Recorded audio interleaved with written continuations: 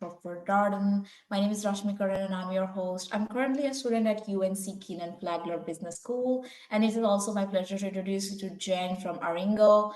Our next 45 sessions will be spent on the Darden essay, and we will review some sample essays for you to highlight some opportunities and some problems.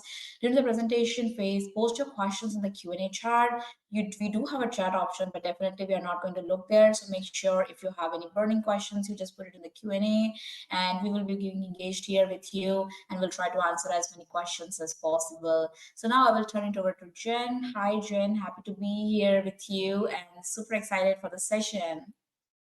Hi everyone, thanks Rashmi. Super excited. My name is Jen T, CEO of Aringo. We are an MBA admissions consulting firm and we have about 20 years in the industry. I have about 10 myself, and I'm very excited to talk to you guys about Darden. It's a very exciting school with a lot of personality, and so I'm excited to share more about this with you. If you decide during our presentation today or later on that maybe you want some help with your application, please reach out. My contact information is here. I also do free profile evaluations for GMAT Club members, so the link is there. Also, it's shared in the resources. So we'll get started with a little bit of generic information as far as essay tips before we jump into the Darden one specifically.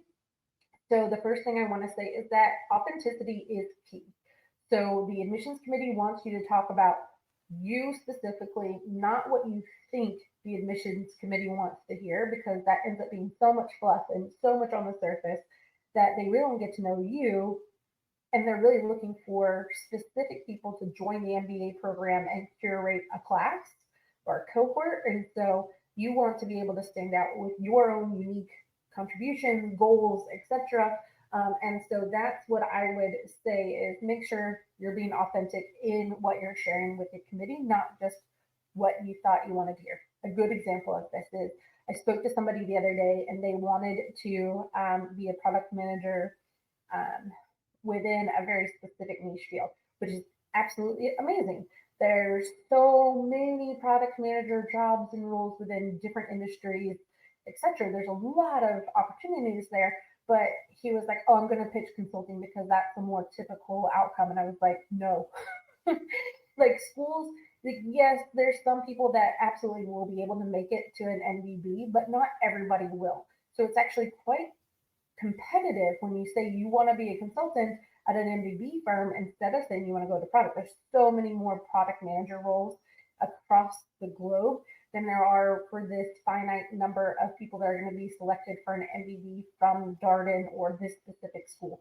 So it's okay to, again, be authentic about what you want to do, not what you think the committee wants to hear you say. Do your research. So research is really invaluable in this process. You want to make sure you look at their website, attend the school events, talk to students and alumni. And when you're engaging with them, ask them like questions that are relevant to you and say like, oh, I'm really looking to move into the fintech space.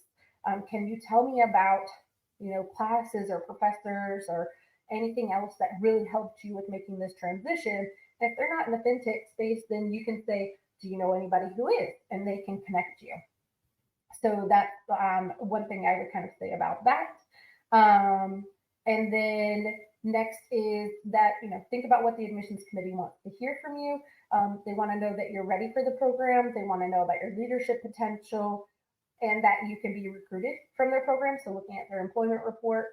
And then your personal qualities and contributions. How are you going to, be part of this cohort itself? The other thing is to make sure you're answering the question. It's really easy to go off on a tangent and to get off track and not necessarily answer the question.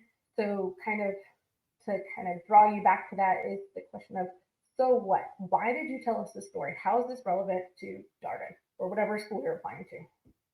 So make sure that you're answering the questions that they give. And then the other piece of advice is if you're having a hard time figuring out how to write the essay itself, you can always start with like the STAR method of thinking of, okay, this is a situation that happened. Here's what I had to do. Here's the action I took. And here were the results and what I learned from it. And then you can start about how do I frame this all up to make sense to the specific admissions committee or school. Okay, so now that we've jumped through some general tips specifically to Darden. Their application is unique because they have taken the painstaking time of making sure that you know exactly what they want. If you dive into this application, you can see each section has like a a preface of, okay, here's the context, here's some stuff to help support what we're asking for, and this is what we want from you. So make sure you take the time to really do your research for Darden. Darden wants an authentically Darden essay. They want to know that you want to be there. They want to know that you want to be in Charlottesville. They want to know that you want to be part of this community, expansive Darden alumni system. So make sure that you have done your research before you start this application. They actually encourage you to go through the entire application before you start it. So absolutely do that. And so don't just read the sections. You want to understand what they want. And I mean, copy and paste never works for any schools, like copy and pasting from one school to the next.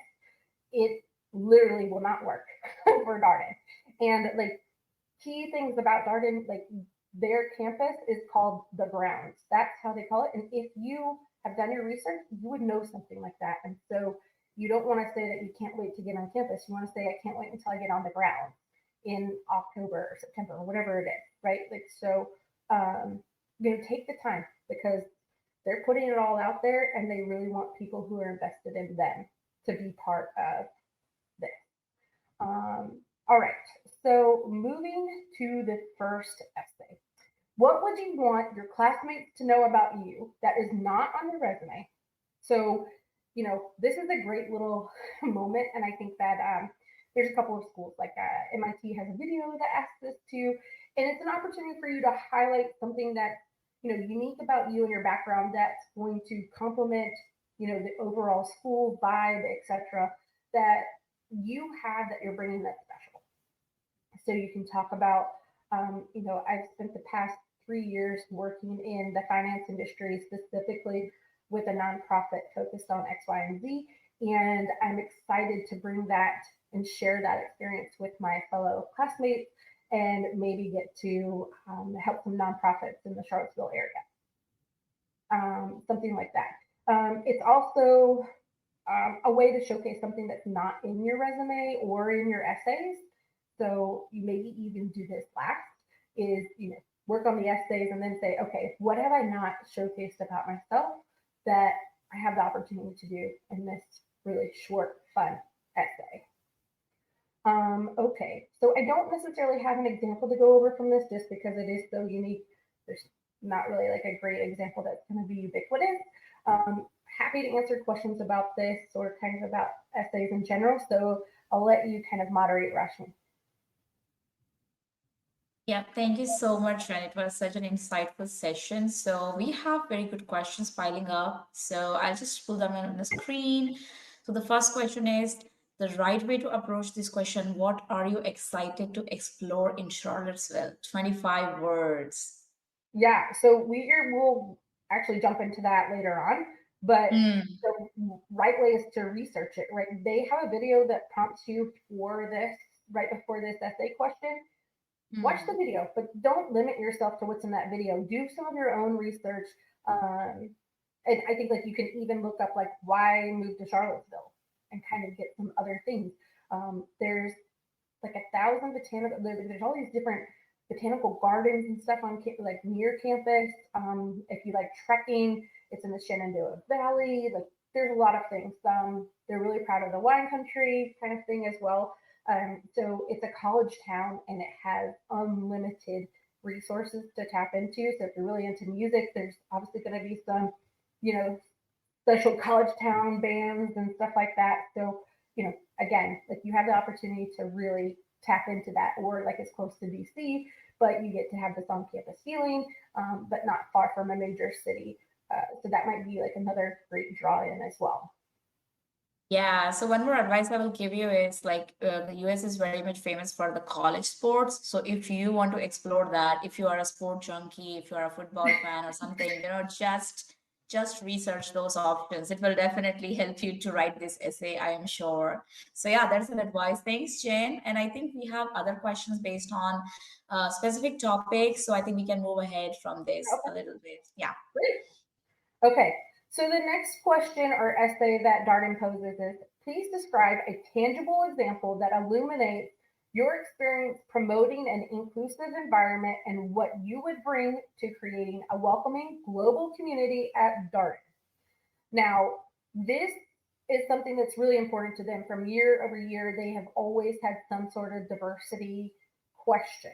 And so, in the end, they want you to be able to examine and reflect on an experience where you have had, worked either across cultures, different it doesn't always have to be, specifically like different, nationalities. It could be different races. It could be different, like gender identities. Um, I want to say economic status, like everything. Um, People coming from different fields, which we will dive into in the example essay. So there's so many different ways to look at this. You don't have to be like, oh, I really don't have anything, because I mean, man, it's gonna be hard to say that like in your life you've never been in a diverse team.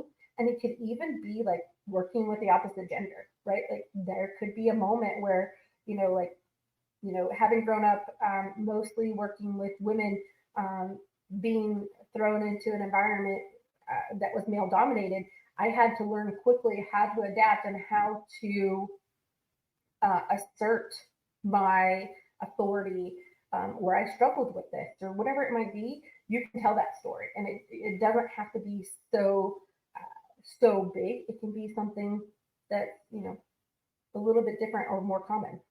Okay, so they want it to be a real experience, no hypotheticals.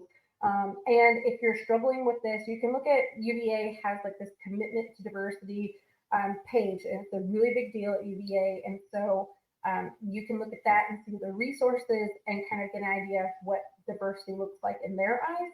So you can kind of think back of like, does this reflect in any of the situations I've been in? Okay, so I'm going to go ahead and dive into the example essay we have here today. So I did a screenshot of the edited part of version of this essay. We had Mark, who is one of our amazing editors. He was, did the first pass of this with me, and so he left his notes. And I think that this is, a great way of kind of talking about this or like kind of examining it. In short, this essay, I'm not going to read it for you word for word, but this is somebody who was working for a consulting team, and they specifically were on the accounting team, and they were having somebody that wasn't pulling their weight and was almost going to be on a performance plan, and they um, took a moment to kind of talk with them and find out what was going on. And once they did that, they found out that they didn't come from an accounting background, and that they came from a mass communications background. And so that person was struggling with the accounting side of things, and that forming a close relationship gave them two things. One is it allowed them to kind of mentor and help this other person, but it also gave them the insights into their outside perspective. And so it gave them what they said is like recognizing her untapped potential. And so they talk more about this situation and how that was part of fostering inclusivity, is like finding people who maybe aren't thriving in the environment and finding out why, and it leading to learning a little bit more about a diverse background and then being able to help foster what their strengths were. So I think that this is an amazing essay because it gives them that opportunity to showcase how they can maybe be a leader. Darden is well known as a very rigorous academic background or program. And so there's going to be people who maybe don't come from the finance or accounting world. And when they get into the program, they're going to struggle because it's a lot. But you having this background, or this candidate having this background, can help tutor them and help them learn and understand the concepts during the accounting class, but then maybe learn from them from the other classes. And so that's what you're really learning in this whole essay is you have the ability to embrace others, help them, and have them help you in reverse and be open to learning from them. Okay, so that's generically kind of what happened. Like Mark was also saying that like whenever this person was hired, they were hired with this mass communications background, but they were still put on this team or hired by HR. So they saw the promise, and you're probably going to be enhancing her confidence by helping her in this process. And so helping her succeed because you also see the potential that that person has. So a lot of really interesting perspectives here. Okay, so all in all, that's this essay. What questions do we have about diversity essay? Okay, let me see if we have any. Uh, I see we have some differences on essays. Guys will appreciate it. Oh, yeah, we have one question for the diversity essay. For the diversity essay, how do you balance telling your story with connecting it back to Darden and the classroom?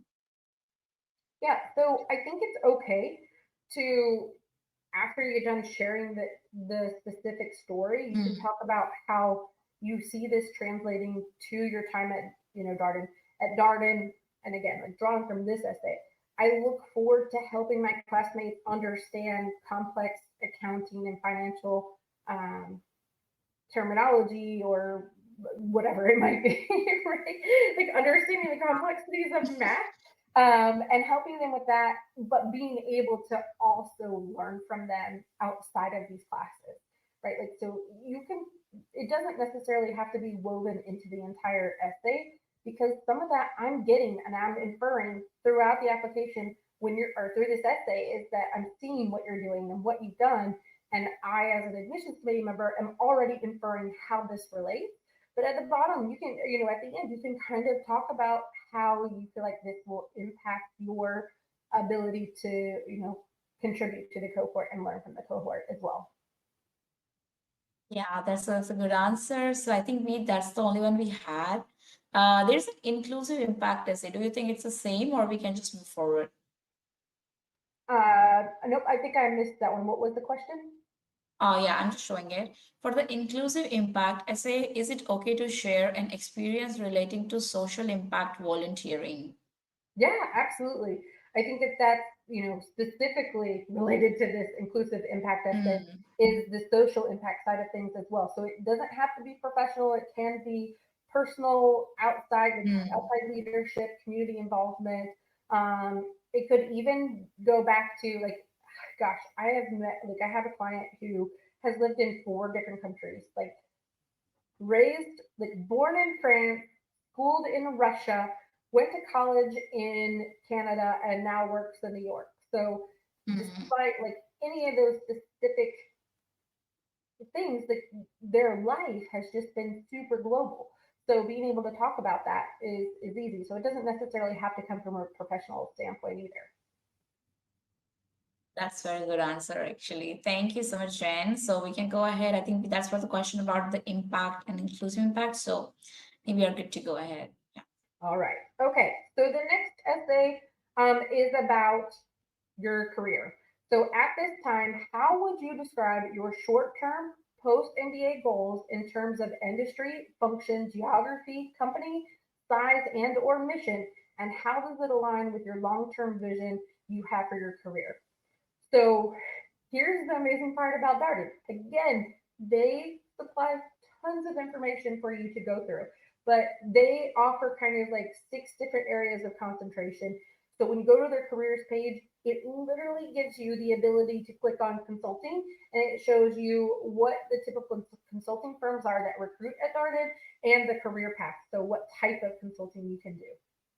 Same thing with finance, general management, investment banking, marketing, and tech. So you want to be able to look at these and reference. It doesn't always have to be exactly what's on the page, right? Like you don't want to have to like feel like you're stuck in a box, but you want to be relevant.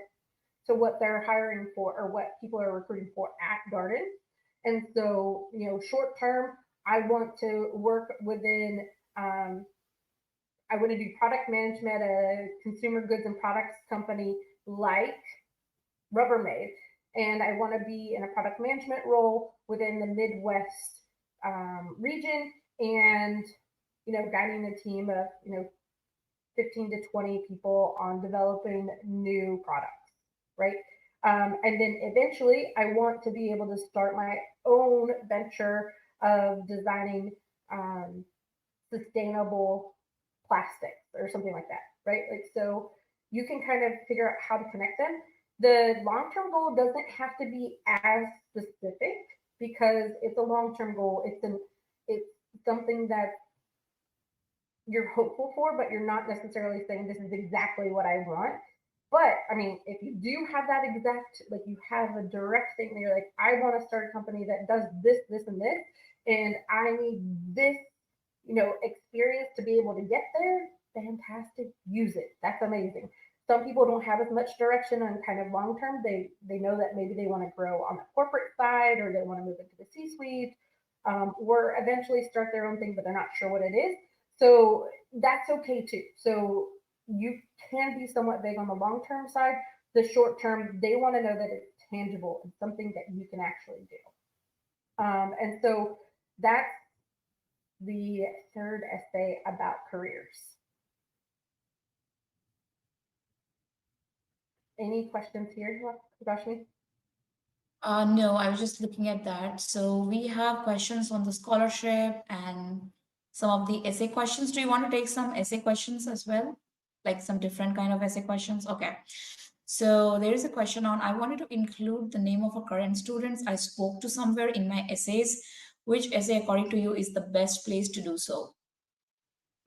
So it doesn't have to be, I mean, like whichever one it best fits with. And I think like obviously like what's unique about you is not going to be the best one, Hmm. but any other one, whether that's diversity of learning how like somebody that who's gone through the program and has been able to learn something that might be a little bit harder to blend in. Um, yeah, there could be a way, like at the very end of that diversity one, to be able to blend it in. Otherwise, there are some other optional essays where you can Hmm. also include the names of people that you've met and what really sparks your interest. Um, you can even, especially if it has something to do with your career, you can include it in a career essay. I know after speaking with so and so, I'm confident that my short term goal of X, Y, and Z can be met by being part of this concentration and this club so that I can actually, like, in the end, realize my long term goal of X, Y, and Z. So Yeah, that's there's that's a not a good lot of advice. space, right? Like there's just the work count is so hard, and so it's Yeah. to talk about like the fact that you've connected with the community. And if it's really hard to force it, then the better part is to make sure you answer the question first.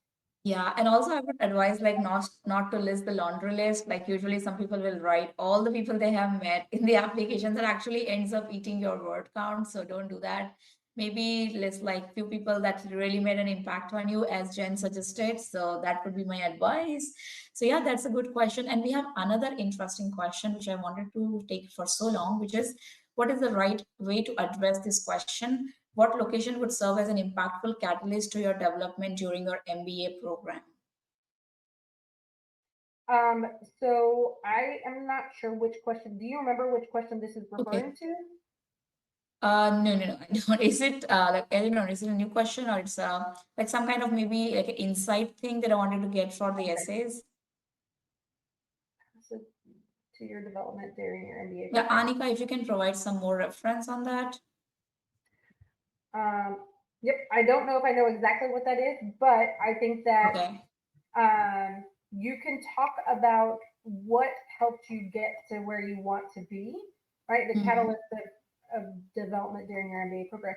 So I think that you can absolutely lead up to why you want to be where you want to be by including, you know, growing up in a developing country could be Mm-hmm. like just a short way to show like I have this contextual reference. for what I want to do. Um, in the Wharton presentation, like the last presentation, there was an essay about like energy being scarce in Nigeria and always having power outages. So like even like in a developing country, having energy as a is a scarce resource or an unstable resource or unstable resource. I'm keen to join the renewable energy um, field and work at a company like X, Y, and Z, and eventually have my own firm focused on delivering energy to rural areas. But Yeah, that's a that's short way a to good kind of answer. build it up. Yeah, build it up. And this is a good question. So I'll just mark this up. Let me see if we have some relevant questions as well. Okay, we have mentioned the current students. Okay. There is one question about scholarship. Do you want to take it, Jen? Okay. Yes. So it's about how should I approach AdCom regarding scholarship? What if my financial situation is not so good, but I have a good GMAT and application package? Should I mention it in the optional essay? So honestly, and so they're going to know, especially coming from India, that most of the time, if you're coming, anybody is going to want financial aid, right? But like coming from India or other countries where the currency exchange is extremely poor, they're going to know, right? Like that you need it in general. So I don't think you have to express it specifically in the application itself. When you go through the application form, there may be some ways to signify this, or maybe some contextual questions that they may ask. I'm trying to think. I went through the essay last week, or the application itself. So there may be a couple of questions there. Some schools ask about additional information, and that's something you can also, reference as coming from India. Scholarship is of really high importance to me, and I'm interested in any other opportunities to, apply for additional scholarship and or seek assistantship or sponsorship, etc. So you can put it in that additional side if you want to. But other than that, I think it's really implied for the most part that need is going to be important for almost anybody coming from India, or many other countries, right? Like sub-Saharan Africa, the Middle East. Like there's so many countries like where the disparity is big. So it's going to be assumed for the most part. So I don't feel like you have to put that in there. But where it does come in is that most schools will offer you scholarship at the time of admission so that you have that 3 windows to make a decision, right, Roshni? Like you're like, am I going to go to this school or that school? And Yeah. they're going to offer this scholarship at the same time. So if you don't get a scholarship, or if you get a scholarship that's less than what you think is ideal, you have the ability to appeal. And that's when I would make the appeal for it is, given X, Y, and Z, I am contributing my savings of this, and I would like to lessen the gap between, what I need for a loan and, would love to be considered for additional aid or given other opportunities to apply for it. Yeah, and I remember Darden even has some need-based application. Are you aware about it, Jen? Like they have some need-based options as well. Sometimes they do, not all schools, but like some Mm, schools use a formula. Some of them yeah. have need based, and then some of it, I have a list of scholarships that, like, essentially what I did is went to the schools that, some of our students have gone to or clients and looked at the financial aid page, and they have listed external scholarships that are common for their students. And so you have the opportunity to explore those and apply for them because usually they're outside of, Darden or UVA, and it's something that they know that their students have been able to get. Stanford even has one that listed separately as domestic and international students. So you can kind of do that. I looked at like the Stanford financial website page, the Columbia, Booth, Harvard. Like I look at all of those sites to see what the additional scholarship looks like from them, or external scholarship options, and that's a great place to find some resources for applying to other scholarships as well. Yeah, that's a very good answer. So yeah, guys, just go to the page and you will find all the information there. And yeah, in case if you have any questions, just maybe reach out to Jen. She might be able to help you. So that's good. Like we have another question, which is about the leadership. Someone about talking about the short-term goal. It's like, can you share your insight on leadership development program as a short-term goal? Yeah. So I think like depending on what your past experience is, you can say I want to enter into a leadership development program at a company like Frito, Pepsi Cola, Frito, Amazon. There's quite a few different ones. And I'm interested in joining a leader development program so I can rotate throughout the different departments and become a better manager so that once I'm done, I can land in this area and be able to manage different departments or something like that, right? Like the leadership development programs are fantastic to give you a better perspective on the whole business. And that's what you're wanting to leverage in an LDP. Um, and that's almost like parallel to what the MBA program is going to do too, right? It's going to give you this education and foundation in all the different sectors. But after you do an LDP, you're able to then leap into another department or another level of management and really make a difference because you've had that exposure. So, I'm looking forward to the exposure of an LDP program at a company like X, Y, and Z so that I can be a strong leader in the finance department or logistics or whatever it might be. That's a very good answer. So the next question is, this is a good one. I really like this question. For people who want to offer strategy consulting in the short term, how can we make the goal somewhat specific or distinct, especially considering strategy consulting is quite a broad field itself? Yeah. So one way that you can do this is by talking about a niche part of strategy consulting is like, Mm. I want to leverage my experience working at an NGO to go into strategy consulting for nonprofit organizations or impact organizations or strategy or impact consulting. Um, that's the way I would do it is leveraging your experience in whatever industry you've already worked in as why you want to go into strategy. So after working in a startup or three different startups, I want to go into strategy consulting to help um, in the startup arena or early stage companies or Series B or whatever you feel like is your niche. Use that. Yeah, that's a good one here. And another question of, I think this is about DEI, or I don't know, it's EDI. Do we have some program like EDI on Darden? I think that it's DEI, DEI, yeah, I was just thinking. So, how diversity, should equity, and someone, inclusion. yeah, GVH, how should someone talk about contributing towards DEI? Yes. And so that's if we go back to that question about contributing to your like a diversity experience, Mm. that's where that conversation comes in. Of I joined the DEI club at my work, right? Like so, or board or committee. So different organizations have different sectors of DEI one way or another. And so sometimes it's like a committee that helps with promoting diversity, equity, and inclusion. And so if you join that, you definitely want to talk about it because you face a real issue. You have something tangible of like, as part of the DEI committee, we recognized this pain point and this is how we addressed it. And I specifically had leadership in doing X, Y, and Z, right?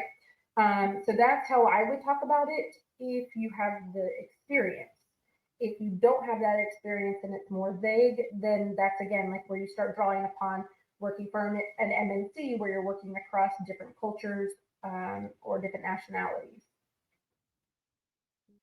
That's a good one. So yeah, joining a club is a good option, as Jen said. So if you have done in the past, or if you're willing to do that in the future, definitely highlight that. Oh, there's another question on the short-term essay. So which is about, would you recommend linking your current experience with the short-term post-MBA goal essay? Yeah, I think that that's going to be best.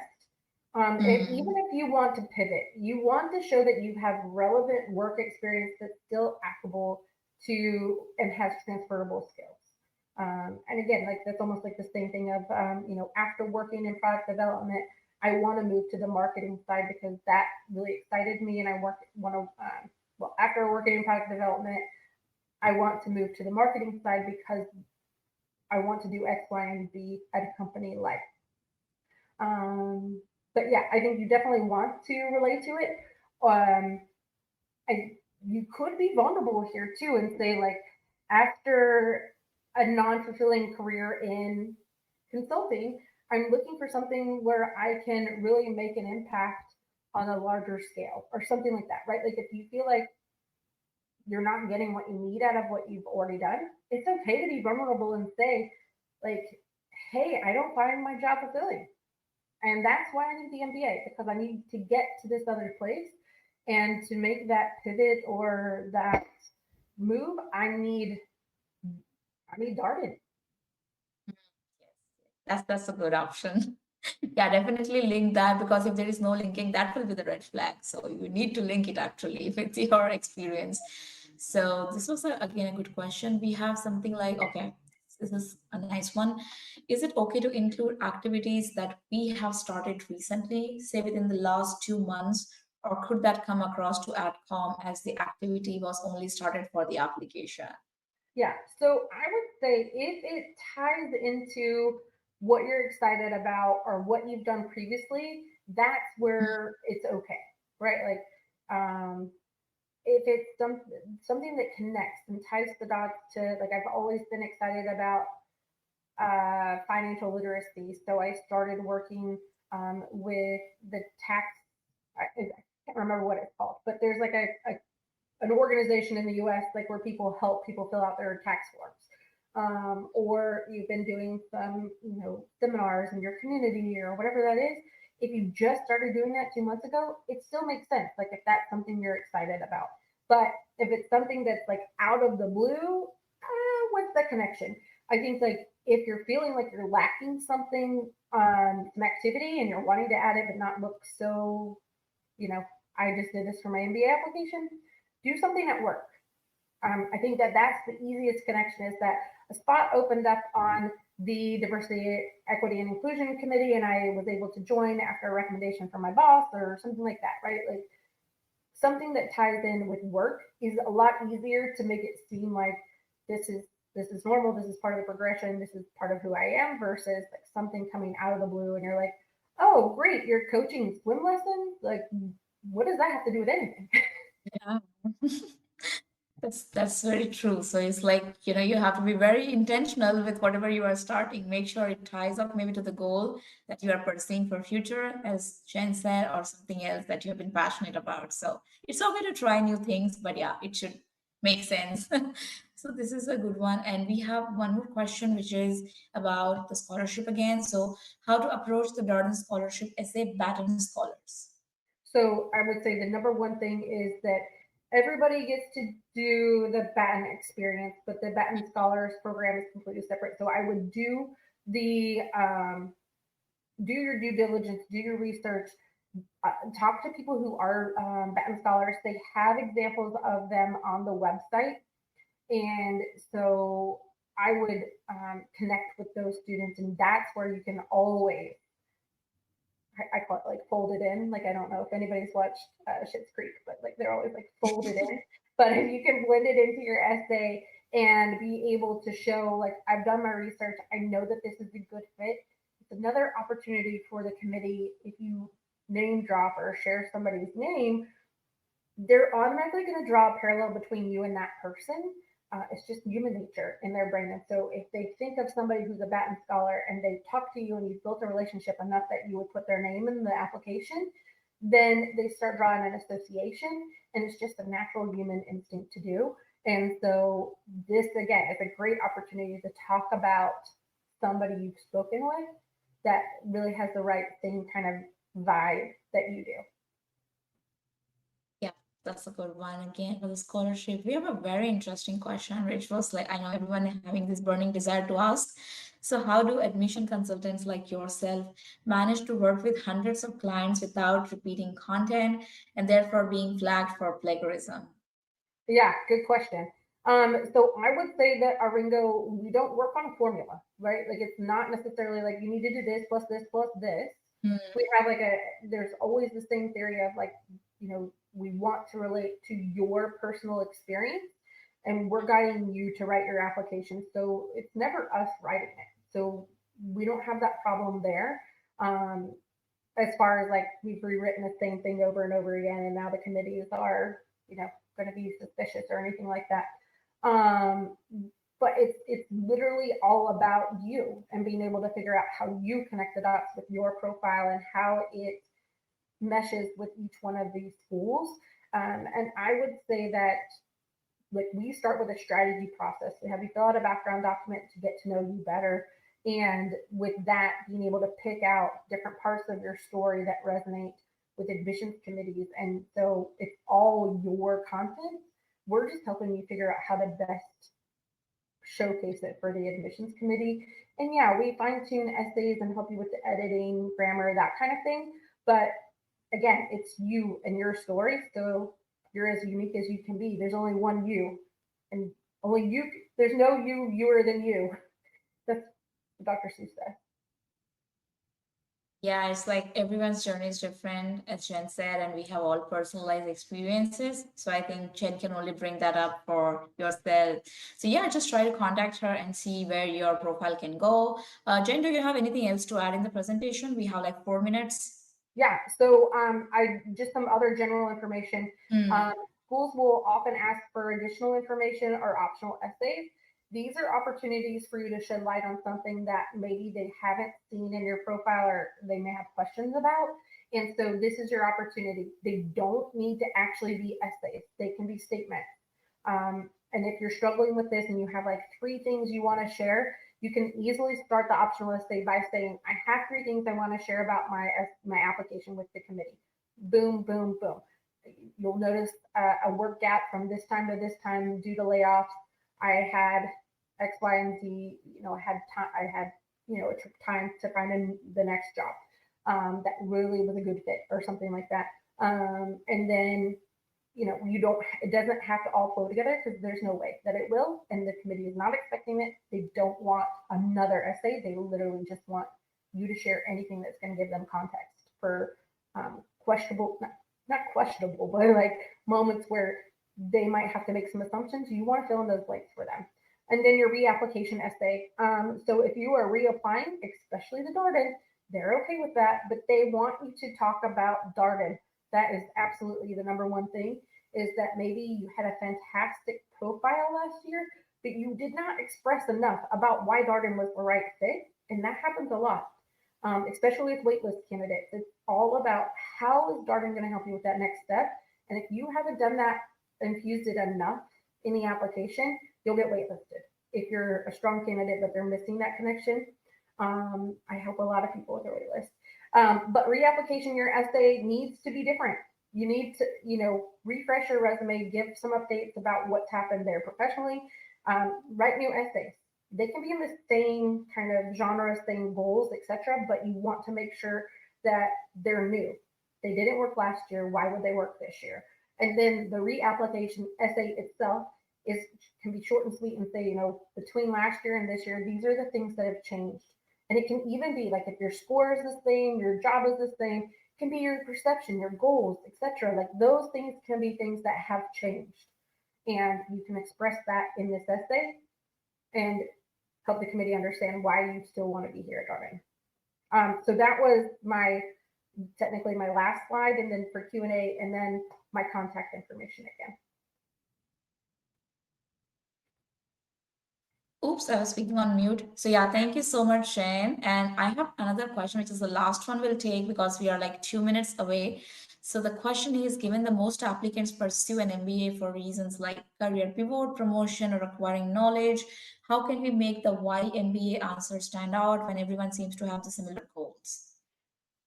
I mean, there's a point like where that might not necessarily stand out specifically. Like these are the reasons somebody's going to get an MBA, but why Darden's MBA needs to be what stands out, right? Like the career track, the alumni network, the resources, the rigorous academics for going into something so technical and needs this expertise. You want to go in with those qualifications and um, that I want to say pedigree, but that's not the exact word. But you want to go in with those qualifications and be able to be that person, and they're going to know it because you came from Darden. Yep, that's a very good answer. So just no Darden, no in and out, and just go about it. So I think we're almost on time. So this is Jen's contact. If you want to contact her, reach out to her about your questions and any personal doubts which you have.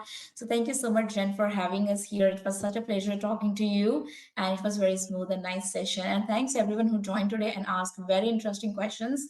We had a total fun event now. So let's catch up again and see you everyone. Thanks, Jen, Thanks, again. Roshni. Good luck at UNC. Thank you. Thank you, everyone. Bye bye.